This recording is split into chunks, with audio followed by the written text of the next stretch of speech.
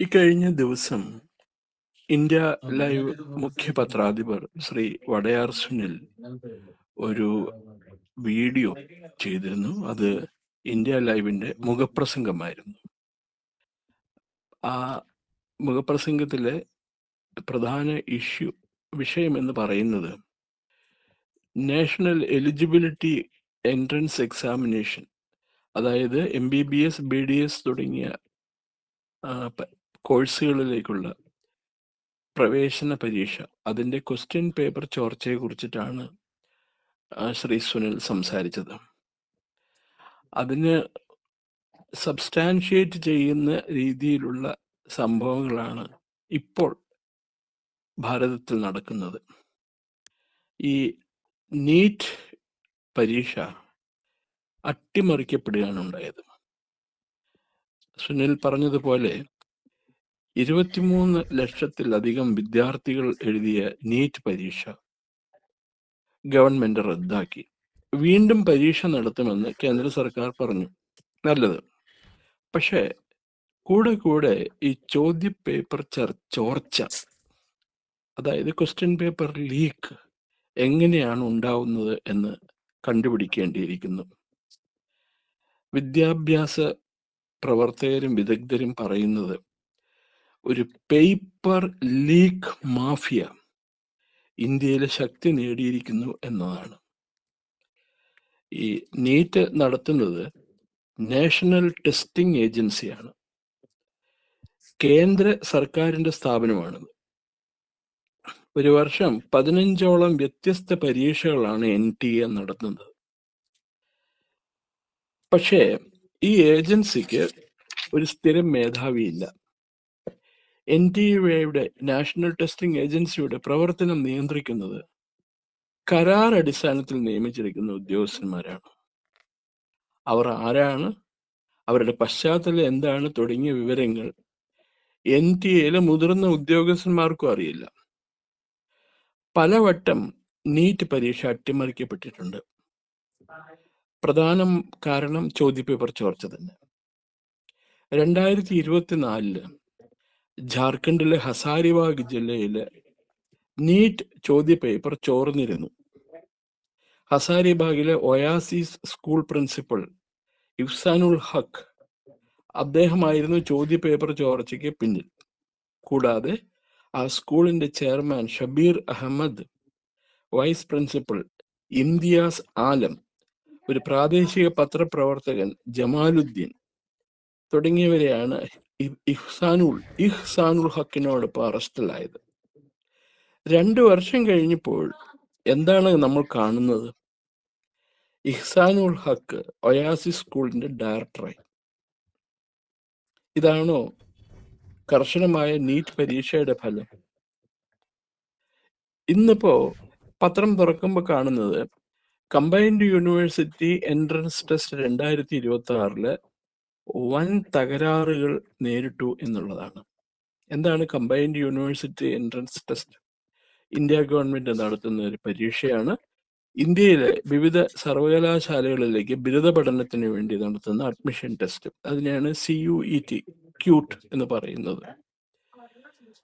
സാങ്കേതിക തകരാറുകൾ കാരണം 4000-ലധികം വിദ്യാർത്ഥികൾക്ക് പരീക്ഷ എഴുതാനായില്ല ഇത്തവണ. 16 ലക്ഷം വിദ്യാർത്ഥികളാണ് CUET പരീക്ഷയ്ക്ക് രജിസ്റ്റർ ചെയ്ത് വന്നിരുന്നത്. പ്രമുഖ ഇൻഫർമേഷൻ ടെക്നോളജി സ്ഥാപനമായ ടാറ്റ കൺസൾട്ടൻസി സർവീസസിനെയാണ് ക്യൂട്ട് പരീക്ഷ നടത്തുന്നതിനുള്ള ചുമതല ഏൽപ്പിച്ചിരുന്നത്.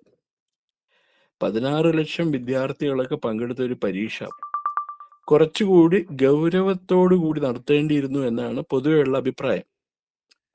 ഈ ചോദ്യപേപ്പർ തയ്യാറാക്കുന്നതും വിതരണം ചെയ്യുന്നതും അതുപോലെ ഓൺലൈൻ പരീക്ഷ നടത്തുന്നതും ഒക്കെ ഒരു റോക്കറ്റ് ടെക്നോളജി ഒന്നുമല്ല.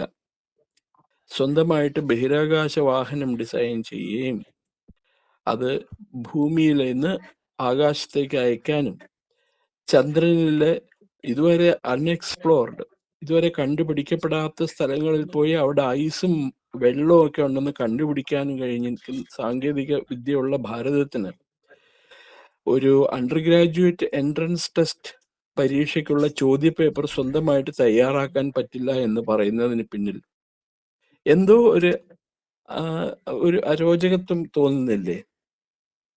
ഈ രണ്ട് സംഭവങ്ങൾ വ്യക്തമാക്കുന്നത് ഭീകര പ്രവർത്തനം എന്ന് പറഞ്ഞാൽ തോക്കും സ്ഫോടക വസ്തുക്കളും മിസൈലും ഡ്രോണുകളും ഉപയോഗിച്ചിട്ടുള്ള ആക്രമണം മാത്രമല്ല, ഇന്റലക്ച്വൽ ടെററിസവും അതിന്റെ ഭാഗമാണ്.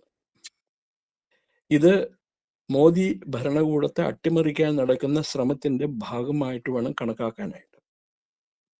വിധ്വംസ പ്രവർത്തനങ്ങളുടെയും അട്ടിമറി ശ്രമങ്ങളുടെയും ഒരു വശമാണ് നീറ്റ് പരീക്ഷയിലും CUET പരീക്ഷയിലും നമ്മൾ കണ്ട ഈ അപജയങ്ങൾ. അതിനോടൊപ്പം തന്നെ ഇക്കഴിഞ്ഞ ദിവസം ദില്ലിയിൽ 9 ഭീകര പ്രവർത്തകരെ നാഷണൽ ഇൻവെസ്റ്റിഗേഷൻ ഏജൻസി അറസ്റ്റ് ചെയ്തു. ഇന്ത്യയിലെ തന്ത്രപ്രധാനമായ ആണവ റിയാക്ടറുകൾ, തെർമൽ പവർ സ്റ്റേഷൻസ്, ബഹുനില കെട്ടിടങ്ങൾ, വ്യാപാര സമുച്ചയങ്ങൾ ഇവയൊക്കെ തകർക്കാൻ വേണ്ടിയിട്ട് ബോംബ് തുടങ്ങിയ സ്ഫോടക വസ്തുക്കളുമായി എത്തിയവരാണ് ഈ ഭീകര പ്രവർത്തകർ. പാകിസ്ഥാന്റെ രഹസ്യ സംഘടനയായ ഇന്റർ സർവീസസ് ഇന്റലിജൻസ്, അതേപോലെ പാകിസ്ഥാനിൽ ഇപ്പോൾ സ്ഥിരതാമസമാക്കിയിട്ടിരിക്കുന്ന ദാവൂദ് ഇബ്രാഹിം, അദ്ദേഹത്തിന്റെ കീഴിലുള്ള ഭീകരവാദികൾ, ഇവരെല്ലാം ആണ് ഈ 9 അംഗ സംഘത്തിലെ അംഗങ്ങൾ. അവരെയാണ് പോലീസ് അറസ്റ്റ് ചെയ്തിരിക്കുന്നത്. ആഗോള ഭീകരനായിട്ട് അമേരിക്കൻ CIA പ്രഖ്യാപിച്ചിരിക്കുന്ന വ്യക്തിയാണ് ദാവൂദ് ഇബ്രാഹിം. അദ്ദേഹം കറാച്ചിയിൽ ലോകത്തിലെ ഏറ്റവും വലിയ സുരക്ഷാ സംവിധാനത്തിന്റെ നിഴലിലാണ് കഴിയുന്നത്. എന്തുകൊണ്ടാണ് ഇങ്ങനെയൊക്കെയുള്ള പദ്ധതികൾ വരുന്നത് എന്ന് ചോദിച്ചാൽ, ഇങ്ങനെയുള്ള അപകടങ്ങൾ ഭാരതത്തെ തേടി വരുന്നത് എന്നുള്ളതിന് ഒരു ഉത്തരമേ ഉള്ളൂ: നരേന്ദ്രമോദി സർക്കാരിനെ താഴ്ത്തിറക്കുക, രാജ്യത്ത് അരാജകത്വം സൃഷ്ടിക്കുക. അതിനുവേണ്ടി പാർലമെന്റിനകത്തും പാർലമെന്റിന് പുറത്തുമുള്ള രാഷ്ട്രീയ നേതാക്കൾ വരെ ഈ പറയുന്ന ഇന്റർ സർവീസസ് ഇന്റലിജൻസിന്റെ ഭീകര പ്രവർത്തകർക്കും ദാവൂദ് ഇബ്രാഹിമിന്റെ കൂട്ടാളികൾക്കും എല്ലാ സഹായവും ചെയ്യുന്നുണ്ട് എന്നുള്ളത് പരസ്യമായ ഒരു രഹസ്യമാണ്. ഇതിനോടൊപ്പം മനസ്സിലാക്കേണ്ട വേറൊരു കാര്യമുണ്ട്. കേരളത്തിൽ കഴിഞ്ഞ ദിവസം മലപ്പുറം, കോഴിക്കോട്, കണ്ണൂർ ജില്ലകളിൽ നാഷണൽ ഇൻവെസ്റ്റിഗേഷൻ ഏജൻസി നടത്തിയ റെയ്ഡില് 90,000-ഓളം ജലാറ്റിൻ സ്റ്റിക്കും 10,500 ഡെറ്റനേറ്റേഴ്സും എന്ന് പറഞ്ഞാൽ സ്ഫോടകം നടത്താൻ ഉപയോഗിക്കേണ്ടുന്ന സംവിധാനം ഇവ പിടിച്ചെടുത്തിട്ടുണ്ട്.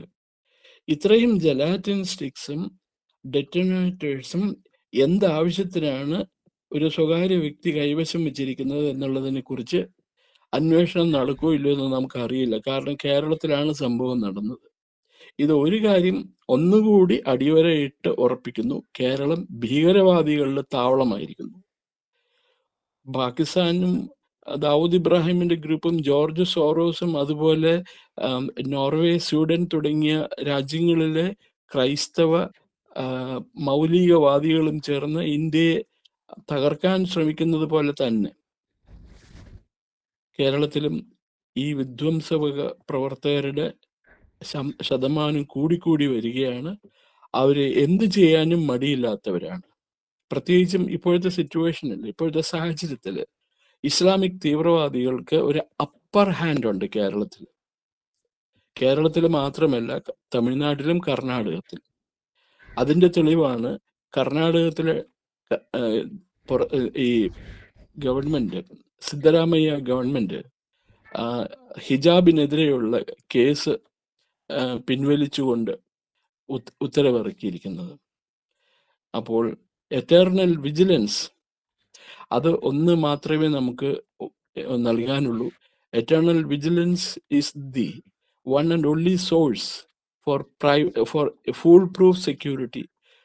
പൂർണ്ണമായ സുരക്ഷിതത്വം ഉറപ്പുവരുത്താൻ നമ്മൾ എന്നും ഗൗരവത്തോടെ വിജിലന്റ് ആയിട്ട് ഇരിക്കണം എന്നുള്ളതിന്റെ തെളിവാണ് നമ്മൾ മനസ്സിലാക്കേണ്ടത്. അതിനോടൊപ്പം വേറൊരു കാര്യം കൂടി പറഞ്ഞത് അവസാനിപ്പിക്കാം. ഈ പരീക്ഷാ ചോദ്യപേപ്പർ, നീറ്റ് പരീക്ഷാ ചോദ്യപേപ്പർ ലീക്ക് ചെയ്തതിനെ കുറിച്ച് കേന്ദ്ര ഗവൺമെന്റിന്റെ അടുത്ത് സുപ്രീം കോടതി ചോദിച്ചു, നിങ്ങൾ എന്ത് നടപടിയാണ് എടുത്തിരിക്കുന്നത് എന്ന് ചോദിച്ചു. കേന്ദ്ര സർക്കാർ സുപ്രീം കോടതിയിൽ നൽകിയ മറുപടി ഇങ്ങനെയാണ്. ഇത് വളരെ ഗൗരവമായി എടുത്തിട്ടുണ്ട്. ഈ ചോദ്യപേപ്പർ ചോർച്ചയെക്കുറിച്ച് പ്രധാനമന്ത്രിയുടെ മേൽനോട്ടത്തിൽ തന്നെയാണ് അന്വേഷണം നടത്തുന്നത്. പ്രധാനമന്ത്രി നേരിട്ടാണ് അന്വേഷണത്തെക്കുറിച്ച് ഒരു ഘട്ടം വിലയിരുത്തുന്നത് എന്ന് പറഞ്ഞു. നമ്മുടെ ആദരണീയനായ പ്രതിപക്ഷ നേതാവ് രാഹുൽ ഗാന്ധി ഈ വിവരം അദ്ദേഹത്തിന്റെ സാമൂഹ്യ മാധ്യമത്തിൽ എഴുതിയിരിക്കുന്നത് എന്താണെന്ന് നിങ്ങൾക്കറിയാമോ? നീറ്റ് ചോദ്യപേപ്പർ ചോർച്ച പ്രധാനമന്ത്രിയുടെ മേൽനോട്ടത്തിലാണ് അത്ര നടന്നത്. ഇതാണ് സോഷ്യൽ മീഡിയ വഴിയുള്ള പ്രതിപക്ഷ നേതാവിന്റെ മറുപടി. ഇതിൽ നിന്നും വലിയ വ്യത്യസ്തമൊന്നുമല്ല നമ്മുടെ മാധ്യമങ്ങൾ ചെയ്തു വരുന്ന വിവരം ഡിസെമിനേഷൻ, ഇൻഫർമേഷൻ ഡിസെമിനേഷൻ.